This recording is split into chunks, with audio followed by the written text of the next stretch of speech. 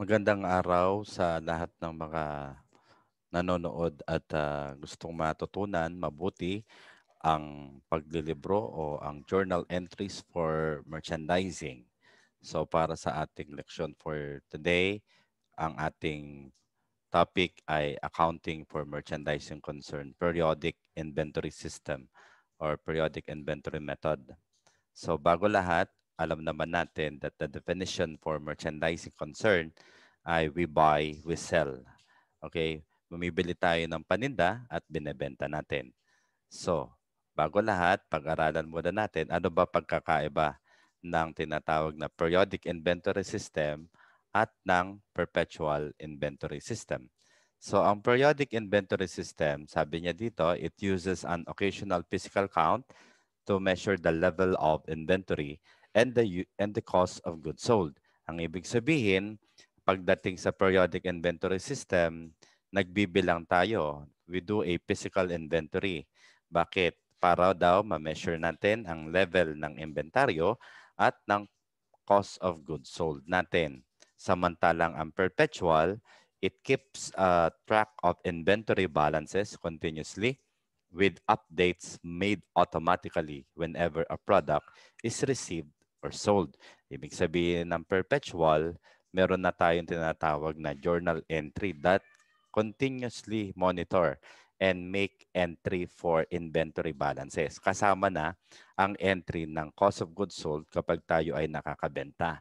So for this lecture, for this session, ang ating munang pag-aaralan ay ang periodic inventory system. So before that, we have to understand ano-ano yung mga karagdagang account title for merchandise concern mula sa pag-aaral ng service concern. So ito yung mga dagdag nating account title para makaroon tayo ng magandang entry o tamang entry, maayos na entry para sa merchandising concern. Kaya lang, there are two types of point of view na dapat maunawaan ng isang bookkeeper. Okay, una, as a buyer or as a seller. So whenever we analyze the transaction, iniisip muna natin, tayo ba ay buyer or tayo ba ay seller? Okay? Para mas madali nyong maunawaan ang inyong magiging journal entry. Okay? So, ang ating revenue accounts na idadagdag, unang-una ay yung tinatawag na sales. Sales or sales income. Ibig sabihin, the revenue normal balance ay credit. So, therefore, ang sales natin ay credit lagi. So, hindi yan na-debit, lagi yung credit. Samantalang ang sales returns naman, whenever ang ating customer ay nagsaoli ng mga produktong naibenta natin sa kanila dahil posibleng depektibo o kaya mali yung kanilang nabili. So ang normal balance ng sales returns and allowances ay debit. Kapag naman tayo ay nagbigay ng discount sa ating customer, sales discount naman ay magkakaroon ng entry and that is also debit kasi mga contra revenue accounts yan dalawa. Pagkatapos, ang cost of sales or cost of goods sold naman. The cost of sales ay ito yung ating mga karagdagang account title. Sa service, walang cost of sale, natural, kasi it is service lang. Revenue minus expense lang ang ating income format doon. Pero pagdating sa merchandising, meron na tayong cost of sales o tinatawag na gastos sa ating mga naibenta gastos sa mga naibentang mga produkto. And then the following, pagdating sa tinatawag na periodic inventory method, ang number one na account title, whenever we are buying merchandise, ang debit natin ay purchases. Okay? Karagdagan ay yung freight in, madidebit din kapag may binayaran tayong transportation cost na tayo ang in charge as a buyer. Pag naman tayo ay nagsaoli ng sirang produkto, defective products o tinatawag ding mali yung nabili natin. So magagamit naman ang purchase returns and allowances. Nasa credit yan. Samantalang ang purchase discount, ganun din. Nasa credit din kasi yan ay nagbigay ng discount ang ating supplier sa atin. So ang ating pinaka cost of sales or cost of goods sold ay ang purchases at ang freight in. ang PRA o Purchase Returns and Allowances kasama ang purchase discount kontra cost of sale. Kaya nasa credit naman. So mga fixed entry yan ano, para sa journal entry para di tayo malito. And then we also have to add freight out bilang isang uri ng expense. Specifically, this expense is a selling expense. Kapag tayo as a seller ay nagbayad ng transportation cost at tayo ang required na magbayad niyan, magkakaroon tayo ng journal entry na freight out na nasa debit naman yan dahil yan ay isang uri ng expense. Ang assets naman, ang idadagdag muna natin ay dalawang account title. Una, ang merchandise inventory bilang asset account ng ating mga paninda. Okay? Tapos, ang tinatawag na value added tax input ay isang uri rin ng asset. So, yan dalawa ay nasa debit side. Yan ang normal balance nila.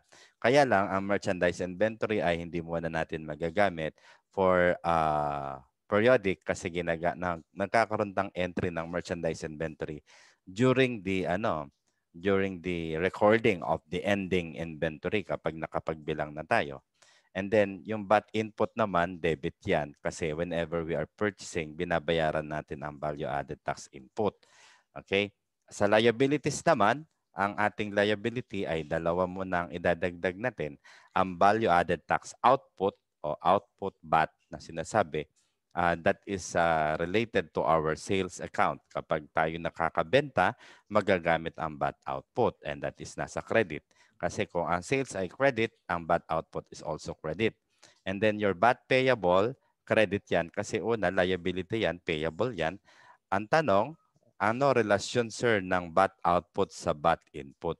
Kapag kino-close mo kasi ang VAT output, i-close mo yan using also the VAT input. Babaliktarin mo yung entry. Ibig sabihin, yung VAT output mababawasan dahil meron kang VAT input para lumabas ang VAT payable. So that is the relationship of the three value-added tax na account title. Now, meron din tinatawag na terms of payment. Ano ang terms of payment? Ang number one terms of payment, of course, ay yung tinatawag na COD o cash on delivery. Tapos etong tatlo ay puro mga on account na yan, mga utang, either buying or the selling kasi it applies no to both.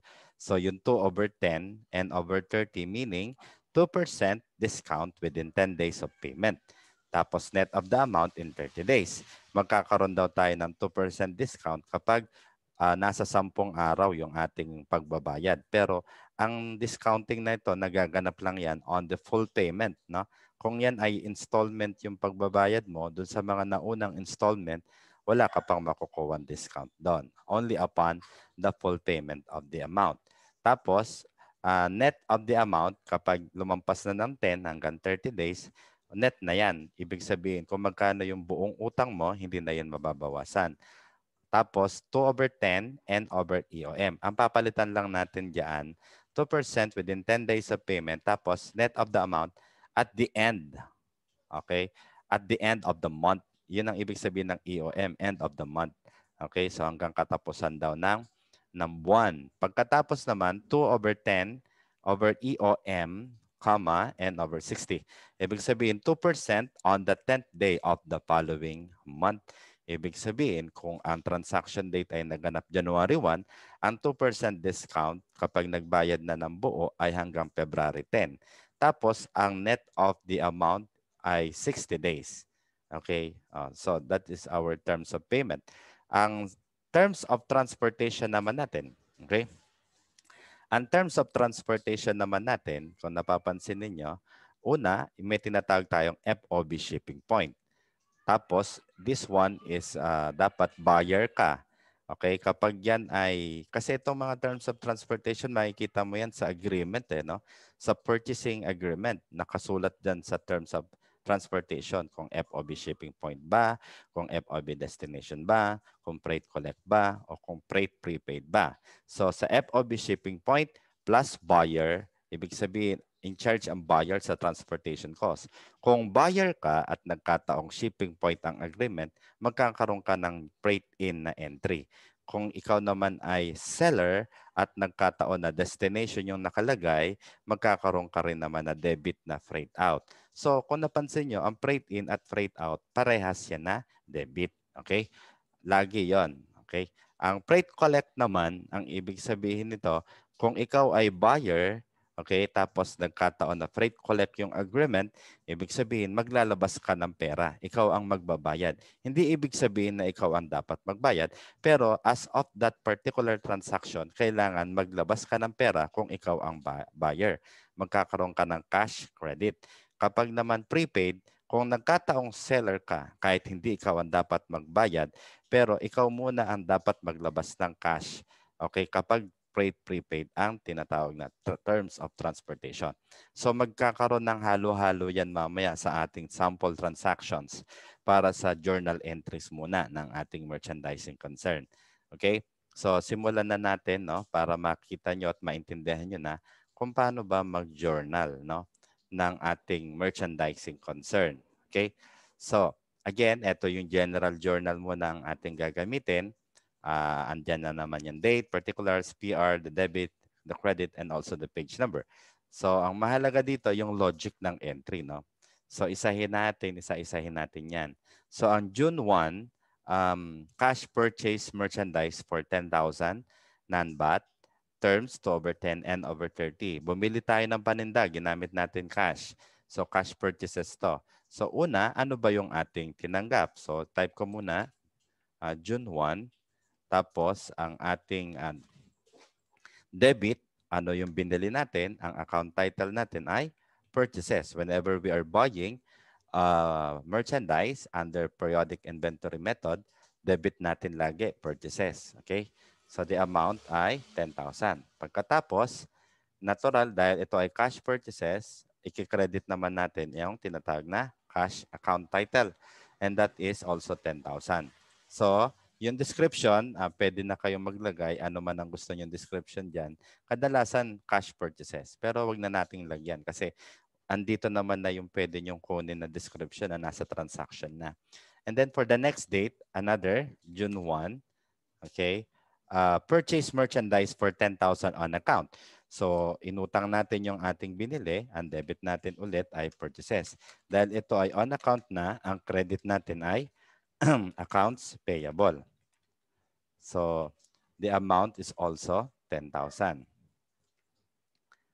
And then, for another entry, para sa June 1, ito naman. Ito, medyo kompleto na yung data niya, no? So, ang June 1, ikatlong June 1, purchase merchandise for 10,000 on account, but exclusive. Terms to over 10 and over 30. FOB shipping point, freight collect, 200 pesos. So, bumili tayo ng paninda, inutang natin, at ito ay may VAT, at ito ay exclusive. Tapos, ang terms ng pagbabayad, ibig sabihin dahil nakautang, 2% within 10 days, net of the amount on the 30th day. Tapos, FOB shipping point, freight collect, 200. So, let's start now doing the journal entry for that particular problem. So, on June 1, again, ang entry natin ay purchases muna. So, yan muna ang entry. Dahil may VAT na yan, debit din ang tinatawag na VAT input. So, ang VAT input sa purchases yan nakadikit. Okay? So, kung debit yan, debit din ang VAT input. Now, pagkatapos, ano muna, account title muna ang iisipin ninyo. Huwag nyo muna lagyan ng amount. Okay, account title muna. Pagkatapos, may tinatawag na shipping point. Ano ibig sabihin ng shipping point?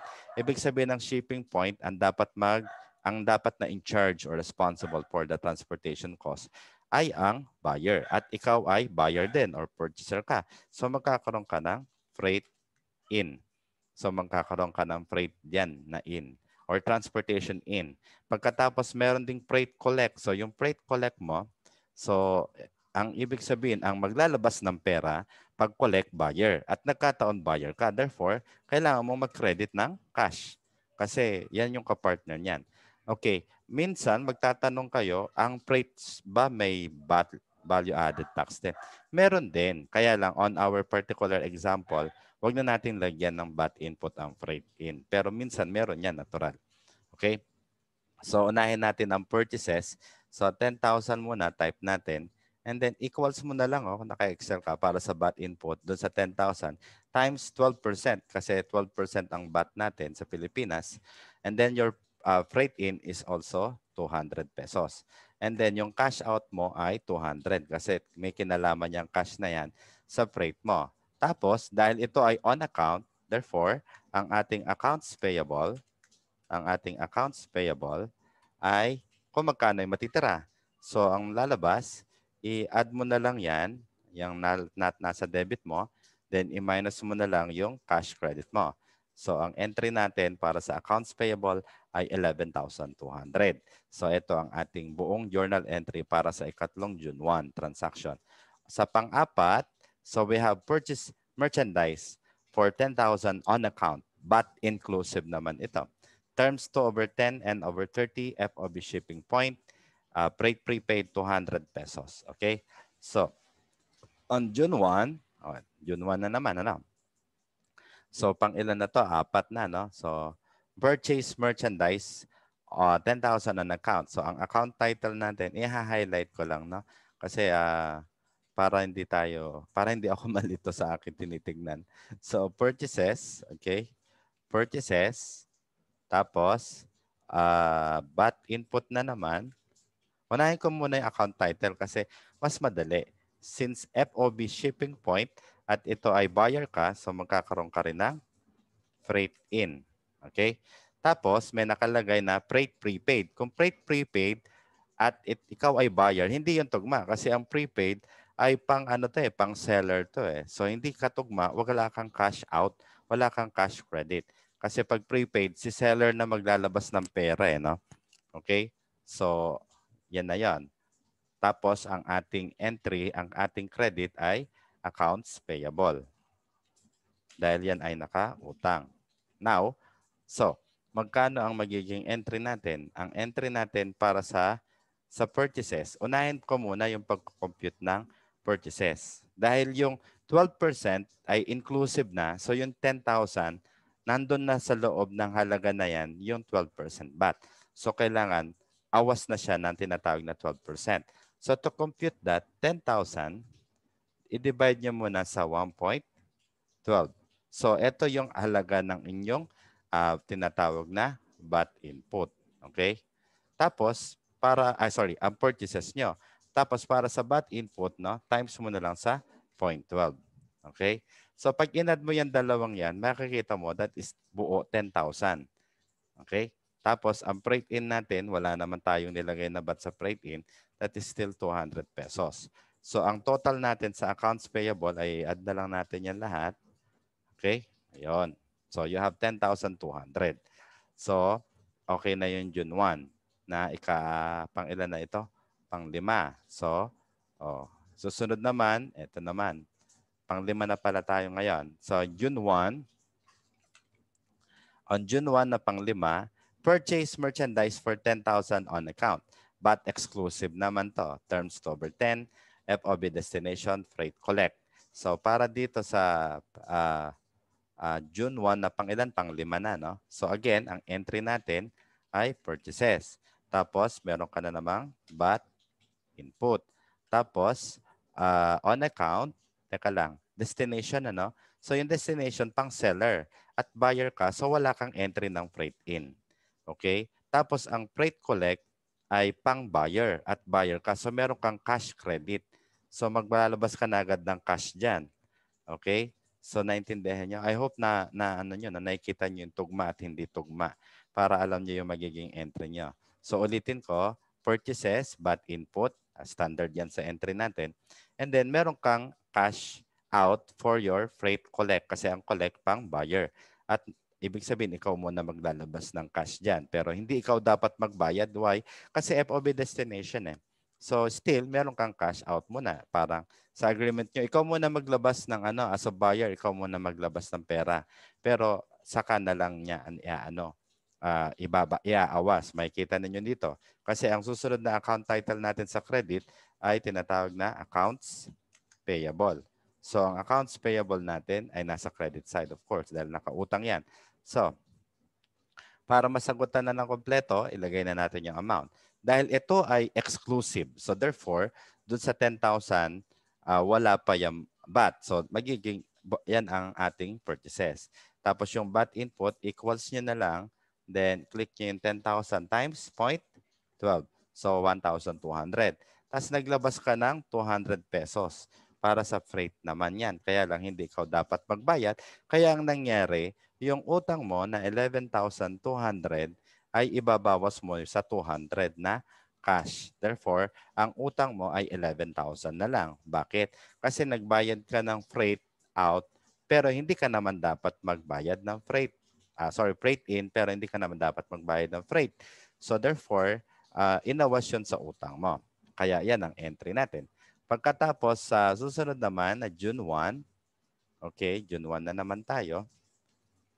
Puro June 1, no? Pasensya na kayo, no? Kasi I need to make this as quick as possible. So June 1, ito na, no? Purchase merchandise on account, VAT inclusive, to over 10 and over 30 FOB destination, freight prepaid. So again, yung format natin, purchases, tapos dahil ito ay merong VAT input, okay? Tapos, susunod na entry. Destination siya. Ang destination na yan, ibig sabihin pang seller, buyer ka. So, hindi tugma. So, walang entry ng freight in. Tapos, freight prepaid. Ang freight prepaid, pang seller din. Tapos, buyer ka. So, hindi tugma. So, wala ka rin cash credit. So, yan na yung mangyayari. Ito na yung entry natin. So, debit purchases, debit VAT input, tapos, i-credit mo na yung accounts payable.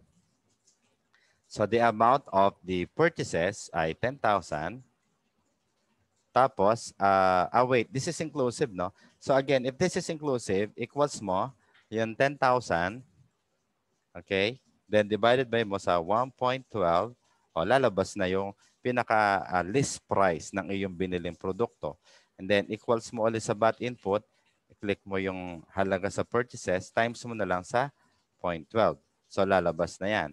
So pag inad mo yan dalawang yan, ang total yan, kung napansin nyo, ay magiging 10,000. Okay? So that is your total accounts payable. Kasi nandun na yung VAT. Okay? Tapos sunod naman, June 11. Okay? So sa June 11 na tayo. So June 11, ito ang entry. Ito pala yung transaction. Paid in full for June 2 transaction with discount. So tayo ay nagbayad ng buo sa June 2. So ang tanong, walang June 2. So maglalagay ako ng June 2. Okay, para lang kunyari meron tayong babayaran. Let us say ang June 2 ay eto na lang, etong dating June 1. Okay, yan na lang gagawin ko June 2 para meron tayong babayaran sa June 2. Ano ibig sabihin yan? With discount. Kasi para malaman kung may discount yan, i-minus mo. June 11 minus June 2, ang sagot ay, so 11 minus 2 equals mo, 11 minus 2.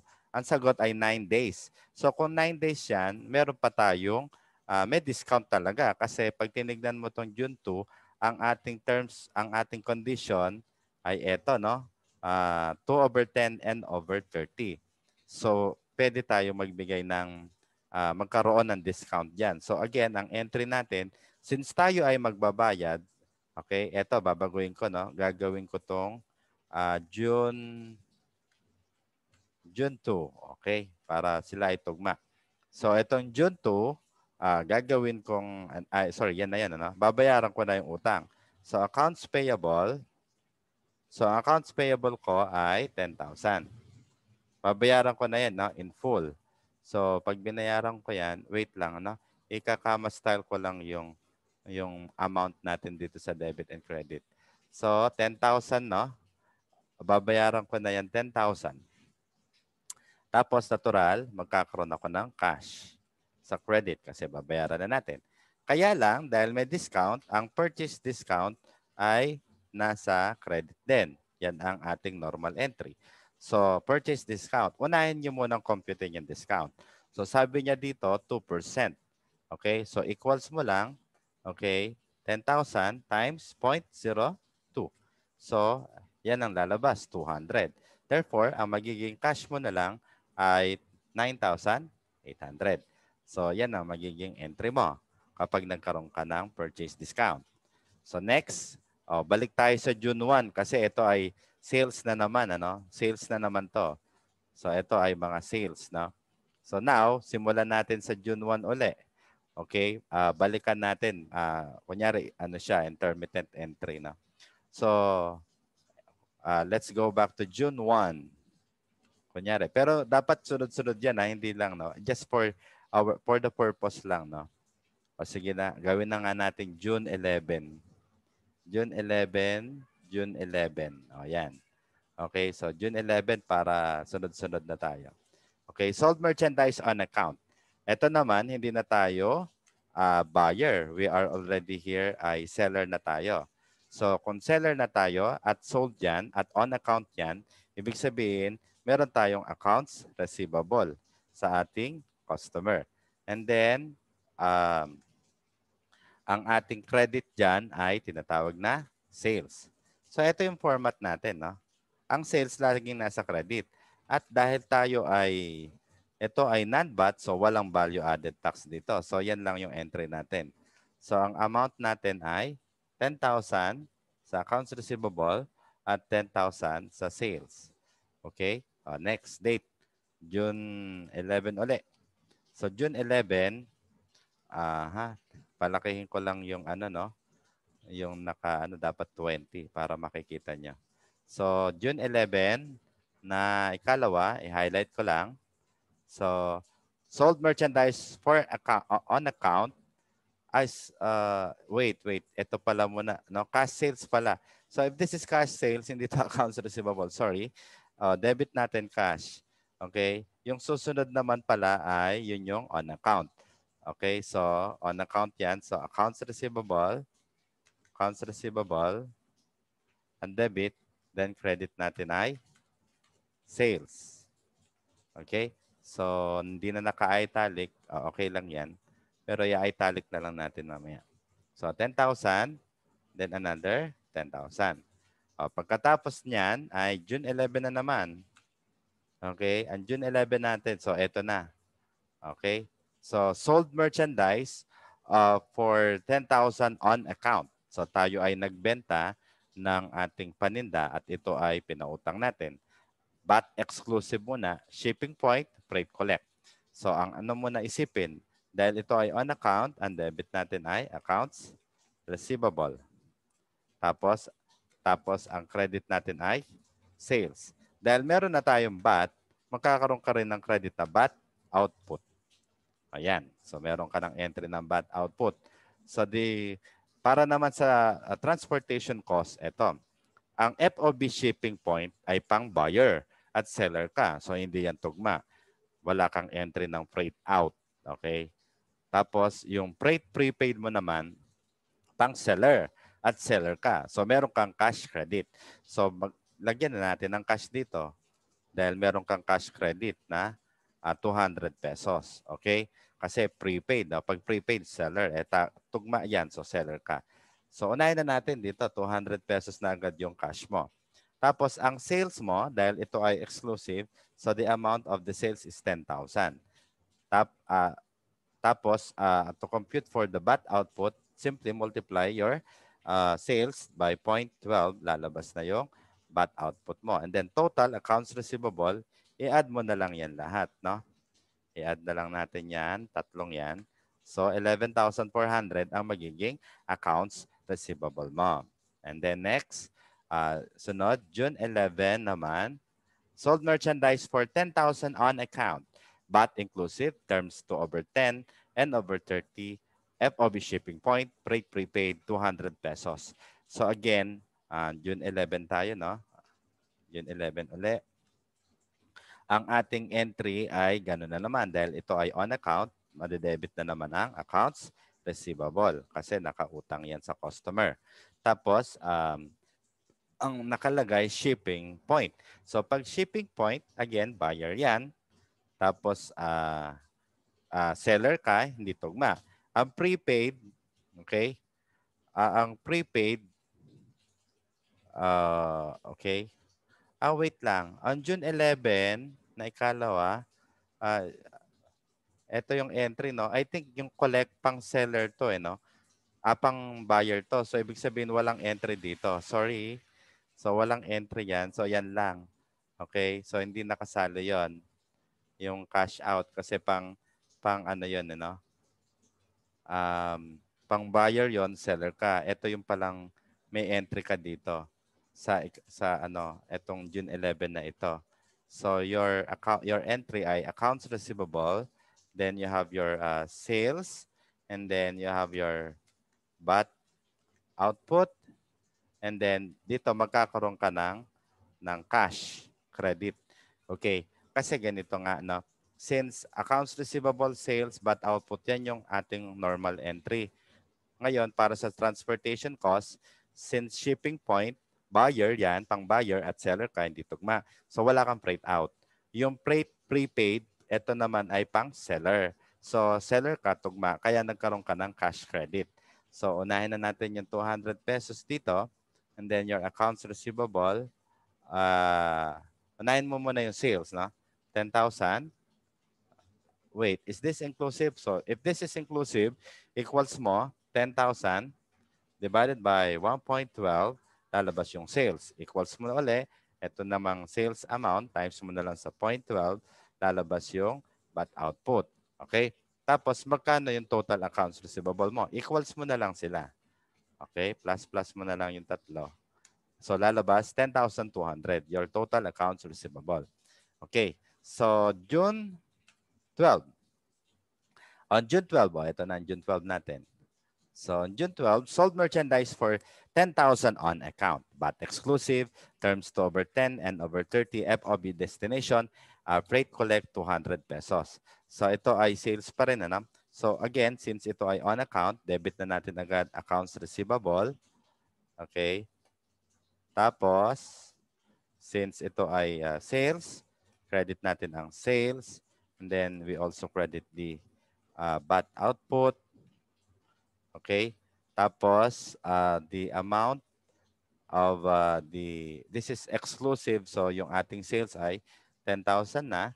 And then, yung BAT output natin ay multiply mo na lang sa 0.12.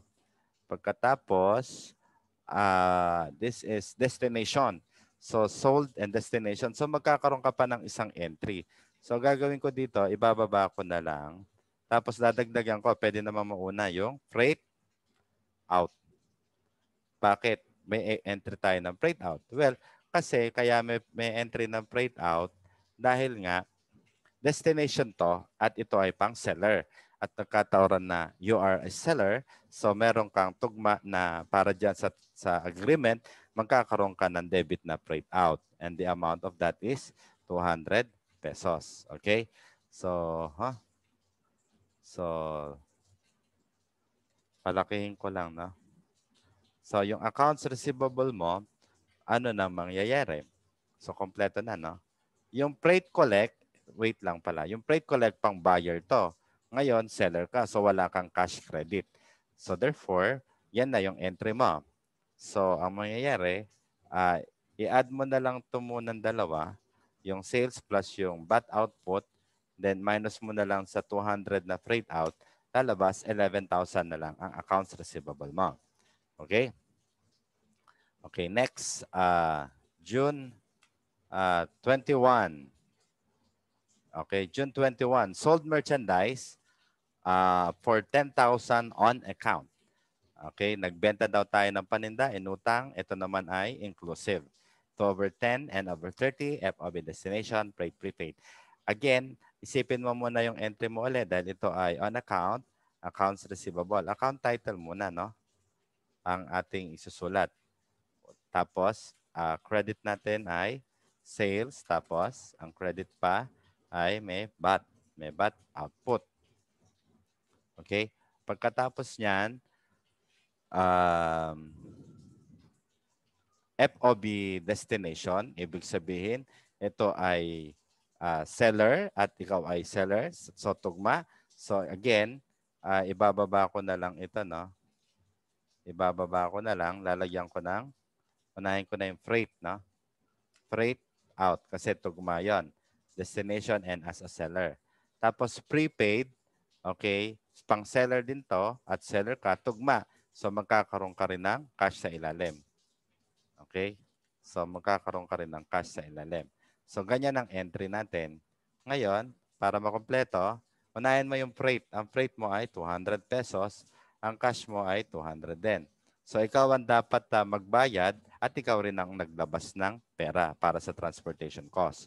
Tapos yung sa sales naman natin, dahil ito ay inclusive, equals na muna natin sa sales, yung 10,000, then times, divided by 1.12, lalabas yung list price ng sales. Then, yung sales, multiply mo natin ulit sa 0.12, lalabas na yung bat output. And then, para makuha na lang yung receivable, equals mo, i-add mo lahat ng nasa credit mo. Add mo. Then, i-minus mo na lang yung freight out na nasa debit. And that is your total accounts receivable. Okay, ngayon, dadagdagan ko tong entry. Okay, let us say on June 29, okay, paid in full. Paid in full, collected pala. Collected in full, the accounts of customer from June 21 transaction. So, ang ibig sabihin nito na dinagdag ko ay noong June 29, nakakolekta tayo ng buong collection mula sa customer natin na nakautang. So, ito yon. So, June 21. So, we are going to collect this 10,000. And ito ay may discount kasi within the discount period, 29 minus 21, that is 8 days. So, i-type natin dito, June 29. Okay? So, since we are doing the collection, pag nakakakolekta tayo, de-debit natin ng cash. Since ito ay within the sales discount period, so magkakaroon tayo ng sales discount. Tapos, ang credit natin ay accounts receivable. Okay? Tapos, ang amount ng ating accounts receivable ay 10,000. Yan ang ating kokolektahin. So, to compute for the sales discount, click nyo na lang yung 10,000 times 0.02, 200, equals mo na lang 10,000 minus 200, lalabas na yung cash na makokolekta natin. So, ito ang sample journal entries natin para sa ating merchandising concern na periodic method. So I hope medyo magulo lang no yung aking paliwanag do sa iba, pero I hope nakatulong ako sa aking video presentation para dito sa ating pag-aaral for this video tutorial. I hope you like it, and then please subscribe and share to your classmates para malaman din nila yung pag-journal ng periodic method. Sa mga susunod natin na pag-aaral, sunod-sunod na yan, no? From mula journal, may ledger, may accounts, hanggang financial statements, closing, and also example of reversal. Thank you for listening, and please subscribe.